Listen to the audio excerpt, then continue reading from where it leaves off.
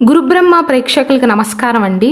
ఈ వీడియోలో 2025 ఏప్రిల్, మే, జూన్ ఈ 3 మాసాలలో కన్యా రాశిలో జన్మించిన వారికి ఎలా ఉండబోతుందో వివరిస్తాను. శ్రీ దుర్గాదేవి జ్యోతిష్యాలయం. మీరు ఇప్పుడు వరకు ఎక్కడెక్కడో జ్యోతిష్యం చెప్పించుకుని నిరాశ చెంది ఉన్నారా? అయితే ఒక్కసారి గురువు గారికి ఫోన్ కాల్ చేసి చూడండి. ప్రేమ, పెళ్లి, ఉద్యోగం, రాజకీయం, విదేశీ ప్రయాణం, ధనం నిలకడగా లేకపోవటం, భార్యాభర్తల మధ్య గొడవలు, ఆస్తి తగాదాలు, అప్పుల బాధలు, స్త్రీ పురుషుల ఎలాంటి గుప్త సమస్యలకైనా, ఎటువంటి సమస్యలకైనా ఒక్క రోజులోనే పరిష్కారం చూపుతారు. వీరు ఫోన్ నంబర్ 9542637206. ఇంట్రెస్ట్ ఉన్న వాళ్ళు ఎవరైనా ఏ టైంలోనైనా వీరికి కాల్ చేయవచ్చు. ఈ ఫలితాలన్నీ కూడా ఉత్తరా నక్షత్రంలోని 2, 3, 4 పాదాలు, హస్తా నక్షత్రంలోని అన్ని పాదాలు, చిత్తా నక్షత్రం 1, 2 పాదాలలో జన్మించిన స్త్రీలకి, పురుషులకి ఇద్దరికీ కూడా వర్తిస్తాయండి. ఏప్రిల్ మాసం చూసుకున్నట్లయితే ఈ మాసంలో పరిస్థితులు అనేవి క్రమంగా మెరుగుపడతాయి. ధనాదాయం కూడా క్రమంగా మెరుగుపడుతుంది. వృత్తి, ఉద్యోగం, వ్యాపారాలు చేసేవారికి ప్రోత్సాహం అనేది లభిస్తుందండి. ద్వితీయ వారంలో ఉద్యోగ జీవితంలో ఆశించిన మార్పులు ఉంటాయి. పై అధికారుల వల్ల ప్రశంసలే కాకుండా లాభాలు కూడా ఉంటాయి. అయితే కుజుడు అనుకూలించట్లేదు కాబట్టి కుజునికి సంబంధించిన పరిహారాలను పాటించటం, నవగ్రహ ఆరాధన మంచిది. కన్యా రాశిలో జన్మించి షేర్ వ్యాపారులు ఎవరైతే ఉంటారో, స్టాక్ మార్కెట్లలో, షేర్ మార్కెట్లో ఇన్వెస్ట్ చేసేవారు ఎవరైతే ఉంటారో వారు జాగ్రత్త వహించాలి. విద్యార్థులకు మాత్రం ఏప్రిల్ మాసంలో అనుకూలతలు అనేవి కాస్త తక్కువగా ఉన్నాయండి. అలాగే రైతులకి కూడా అంతంత మాత్రంగా ఉంటుంది. స్త్రీలకు కీళ్లకు సంబంధించిన అనారోగ్య సమస్యలు వచ్చే అవకాశాలు ఉంటాయి. కీళ్ల నొప్పులు బాధించటం కానీ, కాళ్ళ నొప్పులు బాధించటం కానీ, మోకాళ్ళ నొప్పులతో బాధపడటం కానీ, కీళ్ళు అరిగిపోయిన వారికి పెయిన్ అనేది పెరగటం కానీ జరుగుతుంది. కావున దానికి తగ్గ జాగ్రత్తలను తీసుకోండి. కన్యా రాశిలో జన్మించి ఎవరైతే భాగస్వామ్య వ్యాపారాలు చేస్తున్నారో వారికి మంచి సమయంగానే చెప్పవచ్చు. వ్యాపార విస్తరణకు కూడా ఏప్రిల్ మాసం అనేది అనువైనదిగా ఉంటుంది. కుటుంబ సంబంధిత ప్రయాణాలు చేస్తారు. వివాహం కాని కన్యా రాశి వారు ఎవరైనా ఉన్నట్లయితే ఏప్రిల్ మాసంలోని చివరి వారంలో వివాహ సంబంధిత అనుకూలత ఒకటి సూచిస్తుందండి. గృహంలో ఆకస్మిక శుభ కార్యక్రమాలను నిర్వహించే అవకాశాలు ఉన్నాయి. ఇక 2025 సంవత్సరం మే మాసంలో కన్యా రాశి వారి ఫలితాలు చూసుకున్నట్లయితే ఈ మాసంలో ఆకస్మిక అనారోగ్య సమస్యల వల్ల కాస్త ఒత్తిడిని అనుభవిస్తారు. ధనాదాయం ఆశించిన విధంగానే ఉంటుంది. అవసరానికి కావాల్సిన ధనం కూడా చేతికి అందుతుందండి. శుభ కార్యక్రమాలు కూడా చాలా చక్కగా నిర్వర్తిస్తారు. అయితే అనారోగ్య సమస్యలు అనేవి ఎక్కువగా ఉండే అవకాశాలు ఉన్నాయి మే మాసంలో.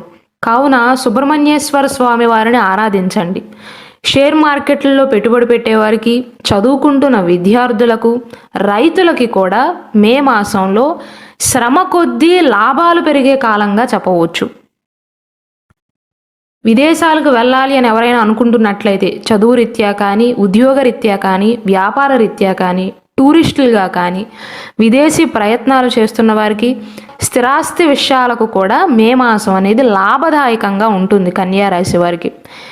మే 12వ తారీఖు నుండి మే 16వ తారీఖు మధ్య కాలంలో మాత్రం ప్రయాణాల విషయంలో, ముఖ్యంగా దూర ప్రాంత ప్రయాణాల విషయంలో, ఒంటరిగా ప్రయాణాలు చేసే విషయంలో జాగ్రత్తలు తీసుకోవాలి. ఎందుకంటే మే 12 నుండి 16వ తారీఖు మధ్యకాలంలో వాహన ప్రమాద సూచనలు అనేవి ఉన్నాయి.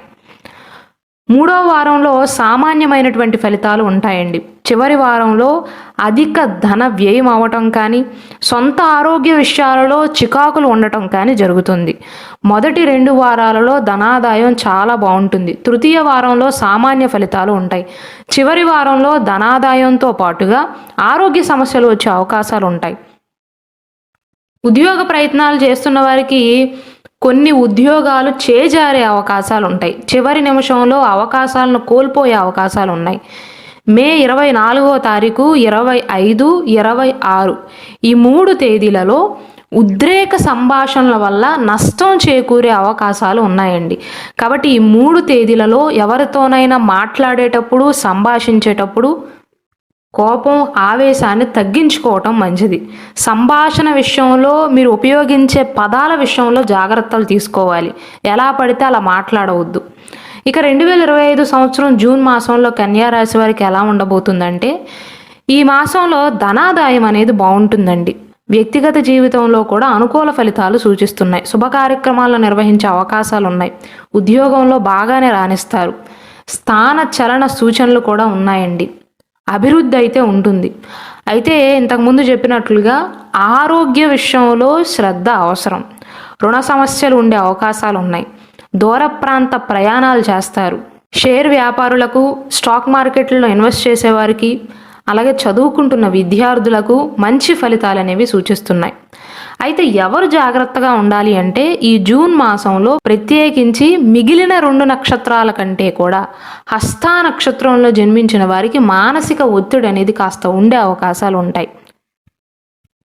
నూతన వ్యాపారాలను ప్రారంభిద్దాము అనుకుంటున్నా, లేదా పెట్టుబడులు పెడదాం అనుకుంటున్నా, వేటినైనా కొనుగోలు చేద్దాము అనుకుంటున్నా, జూన్ మాసం అనేది మీకు బాగానే లాభిస్తుందండి. కన్యా రాశిలో జన్మించిన స్త్రీలు ఈ సమయంలో ఆశ్చర్యకరమైనటువంటి బహుమతులను పొందుతారు. ప్రథమ, ద్వితీయ వారాలలో అనగా 1-2 వారాలలో మీరు తలపెట్టిన ప్రయాణాలన్నీ కూడా సౌకర్యవంతంగా పూర్తవుతాయి. 3వ వారంలో అనారోగ్య సమస్యలు సూచిస్తున్నాయండి. జీవిత భాగస్వామి తరపు బంధువులతో చిన్న చిన్న క్లాషెస్ వచ్చే అవకాశాలు ఉంటాయి.